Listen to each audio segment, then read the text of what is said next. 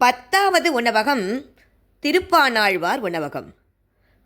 திகைத்து நின்ற அந்த சேதனனுக்கு அடுத்த உணவகத்தில் ஒரு வீணாகானம் காதில் விழுந்தது. அது காதுகளுக்கு தேன் பாய்வது போல் இனிமையாக இருந்தது. அதனை கேட்டுக்கொண்டே மெய்மறந்து நின்னான் அந்த சேத்தனன். ஆனால் பசியோ வயிற்றை கிள்ளியது. உள்ளே சென்று பலமுறை கூப்பிட்டு பார்த்தான். அந்த திருப்பானாழ்வார் மெய்மறந்து கண்களை மூடிக்கொண்டு அமலன் ஆதிபிரான் என்று தொடங்கி பாடிக்கொண்டே இருக்கிறார். அதற்குள் அவர் 3 பாசுரங்கள் பாடி முடித்தார்.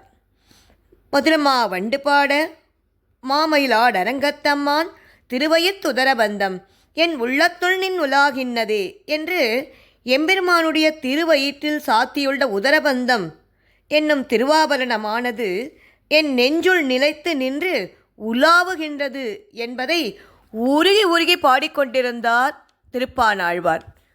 இந்த சேதனனுக்கு என்ன செய்வதென்றே புரியவில்லை. அதற்குள் எம்பெருமானுடைய திருவடி தொடங்கி திருமேனி முழுவதையும் ஆனந்தமாக அனுபவித்து முடித்துவிட்டார். 10வது பாசுரம் பாட வேண்டும். இவனோ பொறுமை இழந்தான். அங்கே இருந்த மணிக்கதவை அவர் காது செவிடாகும்படி மிகுந்த பலத்துடன் பலமாக ஆட்டினான். அப்போதுதான் அவர் கண்களை திறந்து அவனை பார்த்தார்.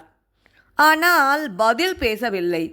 தான் யாரையும் விரும்பவில்லை என்பதை கொண்டல் வண்ணனை கோவலனாய் வெண்ணையுண்டவாயன் என்னுள்ளம் கவர்ந்தானை அண்டர்கோன் அணியரங்கன் என் அமுதினை கண்ட கண்கள் மத்தொன்னினை காணாவே என்று எம்பெருமானைத் தவிர, அதாவது திருவரங்கனைத் தவிர நான் யாரையும் பார்க்க விரும்பவில்லை, நான் யாரை பற்றியும் பேச விரும்ப மாட்டேன் என்பதை அந்த பாட்டிலேயே தெரிவித்தார் திருப்பானாழ்வார். அவருடைய பாட்டிலிருந்தே அவர் தன்னை பார்க்க மாட்டார் என்பதை அறிந்து துக்கத்துடன் வெளியே சென்றான் அந்த சேத்தனன்.